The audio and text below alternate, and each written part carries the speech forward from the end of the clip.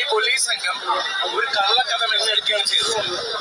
എന്നിട്ട് ഈ പോലീസ് സംഘം ചില മാധ്യമങ്ങളെയും അവർക്ക് ഒത്താശ ചെയ്തു കൊടുക്കുന്ന ചില മാധ്യമ പ്രവർത്തകരെയും കൂട്ടുപിടിച്ച് ഈ കള്ളക്കഥ സാമൂഹ്യ മാധ്യമങ്ങളിലൂടെ പ്രചരിപ്പിക്കുകയും ചെയ്തു. ഇന്ന് കോടതിയില് ഈ പോലീസ് സംഘം ഉണ്ടാക്കിയ കള്ളക്കഥ തകരുകയാണ് ചെയ്തത്.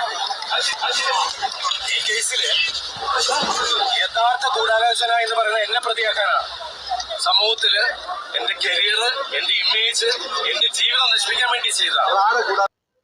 ഇനിയിപ്പോൾ ഈ ചങ്ങായി എന്തൊക്കെ കടന്ന് പറഞ്ഞാലും ശരി, കോടതി വിധി എന്തു തന്നെ ആയാലും ശരി, ഇത് ചെയ്തത് ദിലീപാണെന്നും ഇതിൻ്റെ ഗൂഢാലോചനയും തിരക്കഥയും സംഭാഷണവും സംവിധാനവും എല്ലാം ദിലീപാണെന്നും അയാളുടെ കൊട്ടേഷൻ ടീമാണ് ഈ കാര്യം ചെയ്തതെന്നും എന്ന് തന്നെയാണ് 90% മലയാളികളും വിശ്വസിക്കുന്നത്.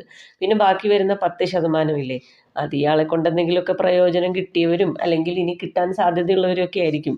പല ഇൻഫ്ലുവൻസേഴ്സും യൂട്യൂബേഴ്സും ഒക്കെ ഇരുന്ന് പറയുന്ന കേട്ടു, ദിലീപിനെ കോടതി വെറുതെ വിട്ടില്ലേ, ദിലീപേട്ടൻ മഹാനാണ്, അതാണ് ഇതാണെന്നൊക്കെ.